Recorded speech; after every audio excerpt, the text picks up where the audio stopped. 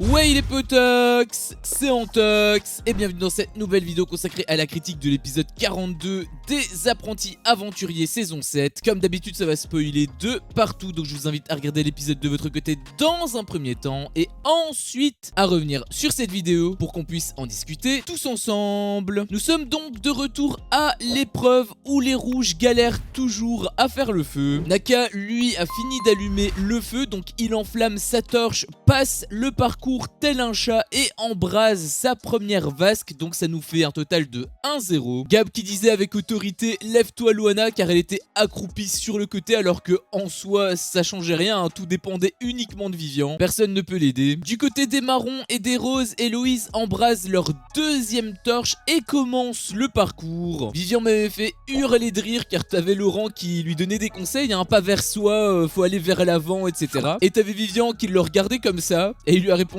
putain. Peut-être même que Laurent l'a assez mal pris puisqu'il lui avait répondu les rouges et gris, je vous ai donné les bonnes méthodes, vous en faites ce que vous voulez. Il est resté pro. Gab se demandait en interview pourquoi c'est pas lui qui ait pris les rênes. En même temps je peux comprendre totalement sa frustration puisque c'est vrai que pour l'instant c'est un non-match, hein, et uniquement de la faute de Vivian. En attendant, Héloïse a allumé son deuxième vasque, donc ça nous fait un total de 2-0. L'écart se creuse. Vivian était à deux doigts d'abandonner. En même temps ils ont pas le feu, les autres ont allumé la moitié de leur vasque, il y a plus trop de doute sur qui va gagner, hein. Et Vivian débloque enfin le feu. Gab disait en interview que les autres avaient tellement d'avance que là ils se battent plus pour l'honneur que pour la gagne vu le retard qu'ils ont. Vivian et Joe effectuent le parcours et embrasent leur vasque plus ou moins en même temps, ce qui nous fait un total de 3, hein. D'ailleurs au retour de Vivian le feu s'était déjà éteint, hein. Ils avaient vraiment tout contre eux, ils devaient vraiment pas gagner cette qualification. Gab qui disait en interview j'essaie d'allumer le feu, on sait jamais, peut-être que Cassandra va trébucher et qu'elle va tomber dans l'eau. Oui, et Naka, et Héloïse, et Giovanni, il faut un miracle pour qu'ils gagnent. Et donc Cass, sans surprise, valide le parcours et embrase leur dernière torche, ce qui nous fait un total de 4-1, c'était une défaite cuisante pour les gris et les rouges. Luana en voulait énormément à Vivian d'avoir joué perso car il les a pas écoutés. Bah il a fait du Vivian quoi, hein. Vient ensuite le débrief avec Laurent qui leur demande ce qu'il s'est passé et Gab a été plutôt bon joueur j'avais trouvé puisqu'il avait dit que c'était une défaite collective, donc c'est autant de la faute des rouges que du leur. Mais je suis pas trop d'accord avec lui car en soi c'est Vivian qui est passé en premier, c'est lui qui a pris cette responsabilité là et il n'a pas réussi à faire le feu. Pour moi c'est entièrement de sa faute. En même temps après toutes les tentatives échouées qu'il avait effectuées sur la plage, perso j'aurais pas pris le risque de le faire passer en premier, hein. Gab l'a en plus dit lui-même en interview, il a été spectateur donc c'est bien la preuve qu'il n'y est absolument pour rien. Ils n'ont même pas pu faire un passage. Les candidats retournent ensuite à leur campement car oui c'est une épreuve pour gagner la protection de Laurent de manière totalement traditionnelle, sauf que ça ne se fait pas tout de suite, donc c'est une épreuve spéciale qui est encore moins bien que d'habitude. Je préférais l'expédition de Laurent perso, hein. Au moins on pouvait s'enchaîner directement à la deuxième phase. Les marrons et les roses disaient que peu importe qui gagnait, ils seraient contents quoi qu'il en soit car de toute façon ils sont amis. Joe m'a d'ailleurs un petit peu fait rire car t'avais Naka qui leur avait dit mais si vous pouvez nous laisser gagner c'est mieux, et Joe lui avait répondu là tu t'emballes un peu. Par contre je fais une petite parenthèse, mais il y a un plan qui est utilisé dans absolument toutes les téléréalités et c'est le même à chaque fois. Ça fait depuis je pense la Villa des Cœurs Brisés saison 7 que j'arrête pas de voir ce plan là. C'est un plan où en fait t'es en point de vue zénital, donc en gros c'est point de vue douche quoi, tu filmes le sol si tu veux un petit peu éloigné, et en fait c'est la plage qu'il filme avec les vagues qui viennent du bas de l'écran, et ce plan là il le réutilise pour n'importe quelle transition dans toutes les téléréalités qu'ils produisent. C'est absolument incroyable de faire du recyclage ainsi. J'en peux plus de revoir ce plan là, c'est un truc de fou. De vrais écolos ceux-là. Et les candidats reviennent donc à leur campement où Vivian bien évidemment est dégoûté. Limite il perd confiance en lui car il est dans une spirale négative. En même temps il fait qu'enchaîner les défaites. Kaz disait en interview que Vivian prenait trop les choses à cœur et je suis quand même relativement d'accord avec elle. C'est pour ça d'ailleurs qu'il se met autant la pression et qu'il a des réactions excessives au passage. Néanmoins, mauvais en épreuve, mais bon pour trouver de la nourriture, car Vivian trouve pas mal de manioc. Ils vont donc pouvoir bien manger. Gab et Naka, de leur côté, discutent. Gab essayait même d'avoir quelques petits conseils pour pouvoir entretenir le feu en l'absence des marrons et des roses. Et là, Naka lâche une bombe. Joe a dit derrière le dos de Gab qu'il ne s'occupait pas assez du feu. Tu connais Gab, hein, donc ni une ni deux, il a une discussion avec lui et il y a une petite tension entre eux. Gab faisait comprendre qu'il faisait des choses, il trouve de la nourriture, donc il peut pas être au four et au moulin en même temps. Sauf que Joe ne l'entendait pas vraiment de cette oreille, car il disait en interview que c'est pas parce qu'il a trouvé de la nourriture sur le chemin pour aller aux toilettes qu'il fait les mêmes tâches que tout le monde. Ça m'avait un petit peu fait rire comment il l'avait dit. Gab non plus n'était pas d'accord avec Joe, mais il avait de moins bons arguments, j'avais trouvé, puisqu'il disait en interview: premièrement, le feu, ça fait que 3 jours qu'il le fait. Deuxièmement, c'est une bille. Et troisièmement, je le déteste.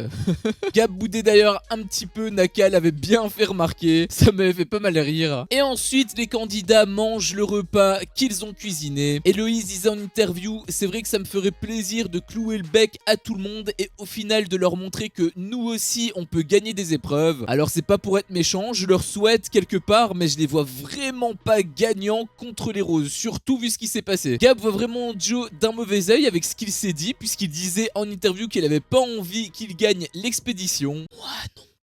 Les marrons et les roses se préparent donc pour l'expédition et s'y rendent. Gab avait d'ailleurs un petit peu fait rire car il avait dit avant qu'ils partent que le meilleur gagne, même si c'est moi le meilleur. Joe s'inquiétait un petit peu du feu, il disait à Vivian de bien faire attention à ce qu'il ne s'éteigne pas. Tu la sens la catastrophe arriver?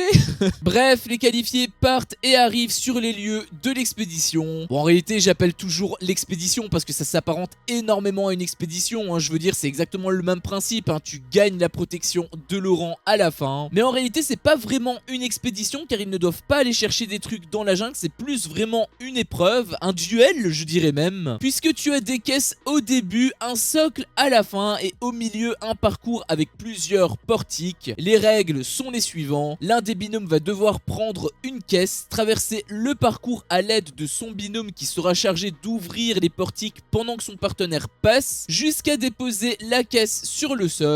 Une fois que c'est fait, les deux binômes doivent revenir au début au niveau des caisses et répéter l'opération, mais cette fois-ci en inversant les rôles. Le but est simple: une fois que les 9 caisses sont placées sur le socle, dessus il y a des bouts d'images qu'il faut reconstituer. Tu l'as compris, il faut tout simplement résoudre le puzzle. Pour ce faire, ils auront une image pour visualiser le dessin situé sur le point de départ, mais caché pour l'instant forcément car ce ne sera révélé que quand toutes les caisses seront placées sur le socle. Kaz disait quelque chose de très pertinent en interview car elle disait qu'ils avaient un énorme avantage sur les marrons parce que ça nécessite beaucoup d'endurance et c'est pas trop le cas d'Héloïse. C'est vrai que les marrons partent avec un petit handicap clairement. Après, Héloïse disait en interview que certes elle a pas de cardio mais tout peut se passer avec le puzzle, donc elle y croit quand même. Après tout, elle a raison. Les candidats donc se positionnent et le jeu peut enfin commencer. Les candidats prennent donc leur première caisse et commencent le parcours. Alors moi au début j'avais mal compris car je pensais que c'était juste un binôme qui devait ouvrir le portique pendant que l'autre passait et que c'était juste ça qui devait être fait, hein. Donc les deux avaient leur rôle précis. Sauf qu'en réalité c'est plus subtil que ça puisque même la personne qui ouvre le portique doit à la fois passer ce portique. Et donc ça oblige la personne qui tient la caisse à devoir déposer la caisse pour ouvrir à son tour le portique pour que son binôme puisse passer. Donc en fait le porteur il a deux tâches, il doit à la fois porter donc forcément la caisse mais également ouvrir le portique. C'est donc beaucoup plus physique que je le pensais. Alors au début les marrons s'en sortaient plutôt bien, j'avais trouvé car ils étaient assez kiff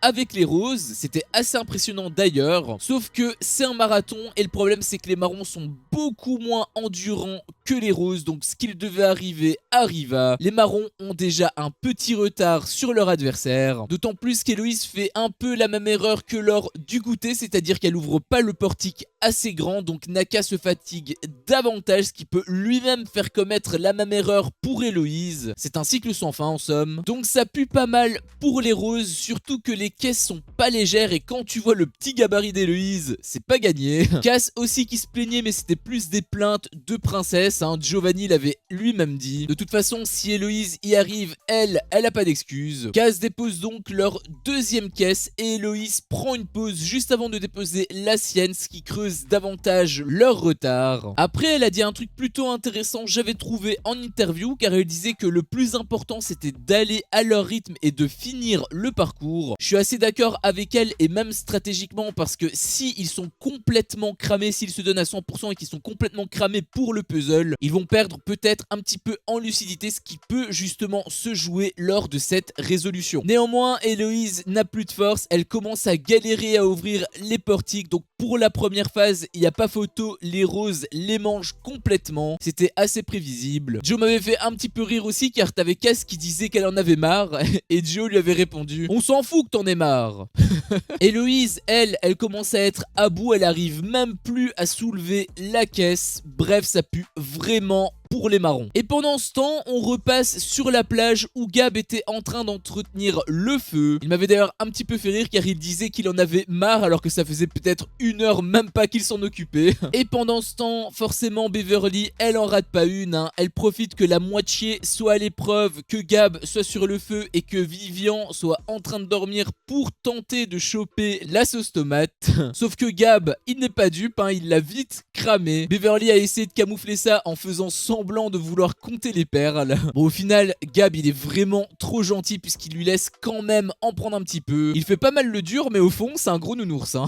Il m'avait fait rire d'ailleurs car il disait Beverly 35 ans alors qu'elle en a 31. Elle a 31 ans et elle fait encore des bêtises ainsi. Puis Beverly part rejoindre Vivian. Il m'avait d'ailleurs pas mal fait rire car t'avais Beverly qui demandait s'il dormait et il avait dit non non, je fais un tennis alors qu'il était allongé. Puis ils discutent de la suite de l'aventure. Gab s'était joint à eux dans un second temps et ça me paraît évident. Je te l'avais déjà expliqué, il n'y a que 4 équipes et une seule équipe va pouvoir remporter cette protection, donc ils ne resteront à la fin plus que 3 pour 2 nominés, donc il n'y aura que un seul sauvé. En plus, les roses et les marrons, comme avait dit Luana, ils sont comme ça, hein, donc les marrons ont un petit avantage numérique car ils sont soudés avec les roses. Gab de son côté disait en interview que peut-être il devrait faire confiance à Vivian vu qu'il l'a trahi 3 fois et que Vivian ne l'a jamais trahi. Enfin, sauf la dernière fois, mais c'était de la légitime défense. Enfin, Gab a compris qui étaient ses vrais alliés. Beverly, elle disait qu'elle serait obligée de voter les marrons, elle n'a pas le choix. En fait, si, elle peut aussi voter les gris, mais ça signifie que s'ils sont également nominés, ils affronteront les plus forts. Vivian aussi se faisait des films avec l'épreuve, car si c'est les marrons qui gagnent, les rouges devront affronter soit les roses, soit les gris s'ils partent en duel. Ce serait tellement incroyable que les marrons arrivent à tout chambouler comme ça.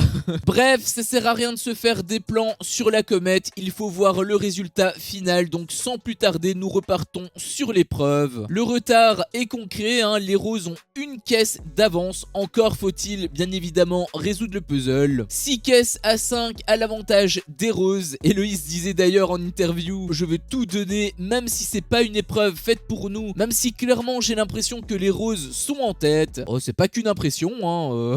L'épreuve se déroule et les marrons arrivent à avoir une deuxième caisse de retard sur les roses. Ça commence vraiment à être très compliqué pour eux. Et les roses valident enfin la première étape en plaçant les 9 caisses sur le socle, donc ils peuvent enfin voir le dessin. C'est une sorte de tête de démon japonais pour ceux qui s'y connaissent. Je vous affiche l'image là. Je l'ai pas précisé aussi, mais stratégiquement c'est bien pour les deux équipes que ce soit l'homme qui est passé en premier, car ils ont plus de passages que les deuxièmes vu qu'il y a 9 caisses, c'est un nombre impair. C'est eux qui doivent se taper la dernière caisse. Et pendant que Naka amène leur dernière caisse, les roses finissent le puzzle, sauf que c'est pas bon, il y a une erreur. Cass en faisait un petit peu des tonnes, j'ai trouvé, même tout le monde en faisait des tonnes, même le montage il en faisait des tonnes. Cass disait en interview que toute l'avance qu'ils avaient, au final ils ont tout perdu car ils doivent tout recommencer. Et quand je te disais que le montage en faisait des caisses, je te mentais pas, puisque l'épisode se conclut sur un gros cliffhanger entre guillemets, j'ai envie de te dire. Pour moi c'est clairement un faux suspense car on voyait que en fait c'était uniquement les 2 caisses aux extrémités en bas qui étaient tout simplement inversées, les pointes pointées vers le bas alors qu'elles devaient tout simplement pointer vers le haut. Donc les roses n'ont que 2 caisses à modifier alors que du côté des marrons ils doivent tout se taper, hein. Ils doivent apprendre le dessin, trouver le puzzle, ils doivent vraiment commencer de zéro forcément. Donc quand tu vois la situation des marrons et que tu vois que justement les roses ils sont à 2 caisses de la victoire, pour moi il y a absolument pas photo. Les roses vont remporter facilement cette épreuve. Bref, c'était mon avis sur cet épisode. Un épisode qui était extrêmement cool, j'ai trouvé, car on avait la fin de l'épreuve avec Vivian qui galérait à faire le feu, suivi par l'épreuve finale pour réellement gagner la protection de Laurent. Bien évidemment, il y a eu la transition entre les deux. Ça, j'avoue que j'étais un petit peu moins content. J'aurais préféré que ça se fasse exactement comme une expédition, où ça s'enchaîne tout simplement. Mais bon, il voulait un petit peu entretenir le suspense, et preuve en est que ce cliffhanger qui pour moi ne sert absolument à rien, puisque pour moi il n'y a pas de doute là-dessus, les roses vont remporter très facilement cette épreuve. Comme je te l'ai dit, il n'y a que 2 caisses qui sont mal placées, alors que du côté des marrons, ils doivent littéralement tout faire, ils doivent vraiment commencer de zéro. Le montage essayait un petit peu de t'embrouiller avec une musique épique, avec des interviews qui étaient un petit peu ambiguës, mais pour moi c'est vraiment du flan, c'est vraiment un faux suspense. Je peux même prendre le pari avec toi que l'épisode de demain, l'épreuve là, elle va se conclure dans les 5 premières minutes. Sur ce, cette vidéo s'achève ici. Si mon contenu te plaît, fais-le moi savoir en me laissant un énorme pouce bleu. À chaque fois que je vois ça, je vois que mon contenu plaît, et donc moi ça me motive à continuer. Si t'es pas encore un peu tox, qu'est-ce que tu attends pour me défoncer ce gros bouton rouge? N'hésite pas à activer la cloche pour ne rien louper, et je te dis à la prochaine pour une prochaine vidéo. Ciao.